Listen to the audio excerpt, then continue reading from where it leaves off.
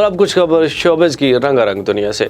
कौमी cricket team के साबिक लेजेंडरी क्रिकेटर और स्विंग के सुल्तान वसीम अकरम की अहलिया शनीरा ने कराची में रेस्टोरेंट बंद होने पर शहरियों से अपील कर दी कि ट्विटर पर पैगाम में शनीरा अकरम ने लिखा, कराची में एक बार फिर इंडोर रेस्टोरेंट बंद कर दिए गए हैं, जिसकी वजह से अमले को एक बार फिर बेरोजगारी के खतरे का सामना है।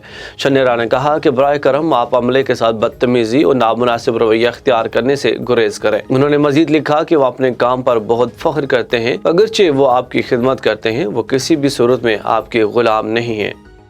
मारूफ अदाकार नसीम विक्की और आगा माजिद पर फैसलाबाद में फायरिंग का मुकदमा दर्ज कर लिया गया। टीवी और स्टेज के नामवर मज़ाही अदाकार नसीम विक्की और आगा माजिद जुमेरात की शब सबीना थिएटर में परफॉर्मेंस के बाद लाहौर जाने के लिए राजबा रोड से गुजर रहे थे कि नामालूम अफराद ने इनकी कार पर फायरिंग कर दी। वाक़े में दोनों अदाकार मौजूदाना तौर पर महफूज रहे। नसीम विक्की का कहना था कि फैसलाबाद में थिएटर महफूज नहीं, इस तासर को ख़त्म करने के लिए परफॉर्म करने आया हूँ। फायरिंग करने वाले लोग कौन है नहीं जानता। CPO फैसलाबाद मुबशर मेकर ने अदाकार नसीम विक्की से मुलाकात की और उन्हें जल्द इंसाफ का यकीन दिलाया। CPO का कहना था कि फैसलाबाद के थिएटर को महफूज बनाया जाएगा।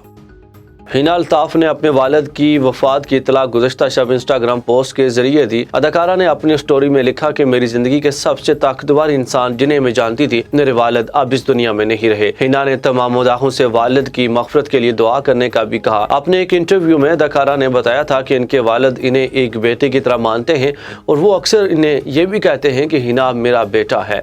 अदाकारा ये बताते हुए जज्बाती भी हो गई थी।